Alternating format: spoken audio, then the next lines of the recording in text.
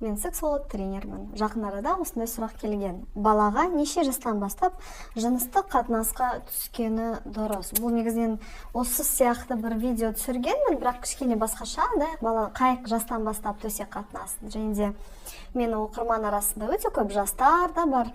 Және де өз пікірмен мына жерде бөлісейін. Әрине, ең бірінші заңдық түрде 18 жасқа толуыңыз керексіз. Бұл заң түрінде. Егер де сіз төсек қатынасқа 18-ге дейін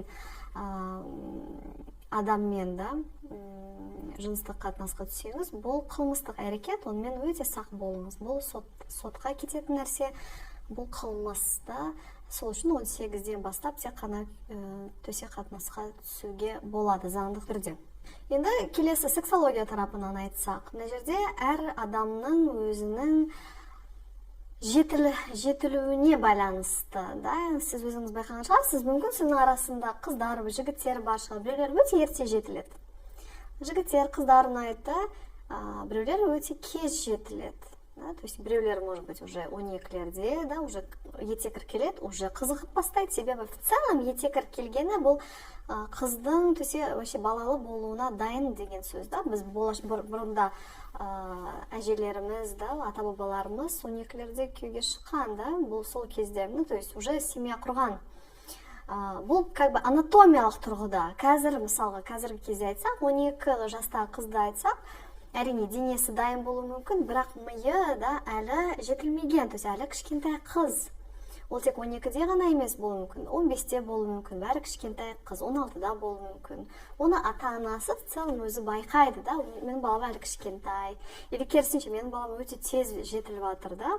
Бұл бір жаратылыс, оның жаман, жақсы деген жоқ. Әркімнің өз жолы бар. Енді баланың өзіне келсек, да, менің арасындағы жастар болса, 18-ден кеткен да балалар, немесе ерте жетілетін жастар болса, мына жерде ең бірінші нені білуіңіз керексіз. Төсек қатынас бұл тек қана ләззат алу емес, да, бұның өте көп жауапкершілігі бар. Ең басты жауапкершілік бұл жүкті болу біріншісі. Екіншісі бұл ауырып қалу мүмкін, да. Инфекцияның түрлері бар. Емденетін, емденбейтін инфекция бар. Емденбейтін инфекция бұл мүлдем ВИЧ-ке әкеледі, СПИД-ке әкеледі. Ал инфекцияны өз уақытында емденбесеңіз, бұл мүлдем бедеулікке әкеледі. Яғни жүкті балалы бола алмайсыз еркекте де, қызда да, то есть бұл екеуіне де байланысты. Мына жерде бөлінбейік қыздар, жігіттер деп, әркімге байланысты. Жүктілік, да, то есть қазіргі таңда көп қыздар жазып жатыр маған абортта түсік жасайды. Көп қыздар, бірінші қыздар уже бірнеше рет түсік жасады. Бұл енді ата-ананың да, менің ойымша, менің жеке пікірім, ата-ананың бір жауапкершілігі. Бала өскен кезде уже сіз айтуыңыз керексіз, бала қалай болады, қалай сақтану керек, қалай жігітті, қалай қызды таңдау керек. Осындай нәрселерді ұят емес, оны ашық айту керек. Сол кезде уже бала жетілгенде, уже төсек қатынасқа түскенге дейін уже ойланады, маған керек пе? Осындай жауапкершілік бар, осындай инфекция болуы мүмкін. Вот как бы плюс-минустарын қарайды ғой, бұл керек пе? И бір шешім қабылдайды. Бұл өте маңызды. Это называют осознанность дейді, да? То есть әр сіздің әрекетіңіз ойланып жасалыну керек. Бір эмоцияға беріліп емес, нақты білесіз, так, осылай. Сол кезде сіз өмірде ешқандай осындай бір қиын жағдайларға түспейсіз. Егер де ойлап шешім қабылдасаңыз, эмоцияға берілмей. Әрине мен түсінем, жастар, гормондар, анау-мынау, бірақ мына жерде ата-ана да кішкентай кезде түсіндірсе балаға да, либо жастар менің видеоларым қарап, кішкене ойланып, бір шешім қабылдайды мен деп, осылай деп ойлаймын. Қай жастан түскен дұрыс дегенге қайтадан келсек, мынандай жастан түсу дұрыс деген жауап жоқ. Себебі неде? Себебі жыныстық қатынасқа түсу, әрине бұл қарым-қатынас.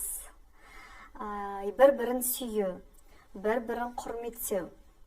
Сол үшін дінде да бұны тек үйленгеннен кейін төсек қатынасқа түседі. Себебі полностью жауапкершілікті алады, да?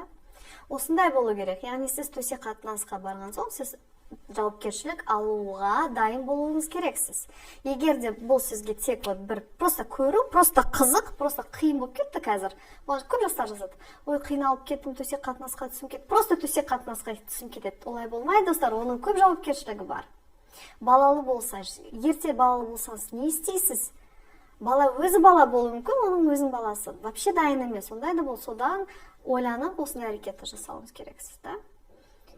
Сол үшін мен айтам жастарға, көбісі мастурбатор, өз-өзін қанағаттандыру, өте жас жігіттер болса, төсек қатынасқа түсуге мүмкіншілік болмаса, әлі жас болса, да, там, әлі үйлену, бала болу деген вообще ой жоқ, да, сол кезде мастурбацияға жүгіңіз, оның еш мәселесі жоқ. Уже сосын кішкене өсіп, оқып, да, жұмыс жасап, ақша тауып, сіз уже қызды жақсы таңдайсыз, қыздарда дәл солай, да.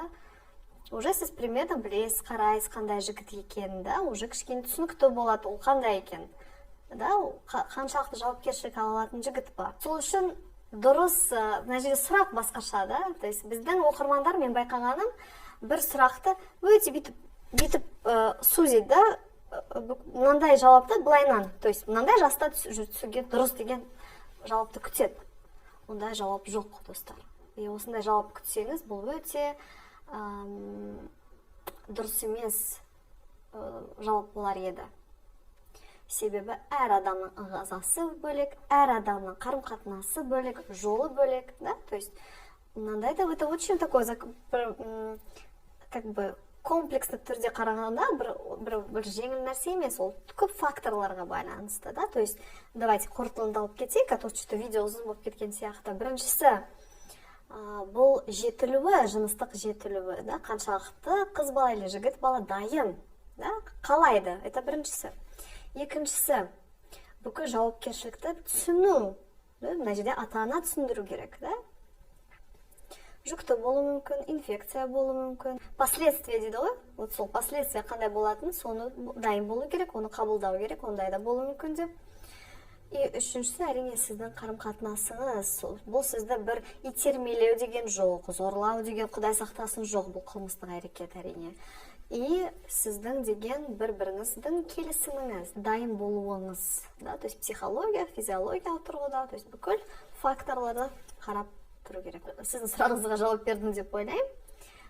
Басқа сұрақтар болса, немесе пікір болса, видеоның астына жазыңыз, және де мен осындай сіздің сұрақтарыңызға жауап беремін. Рахмет, сау болыңыз.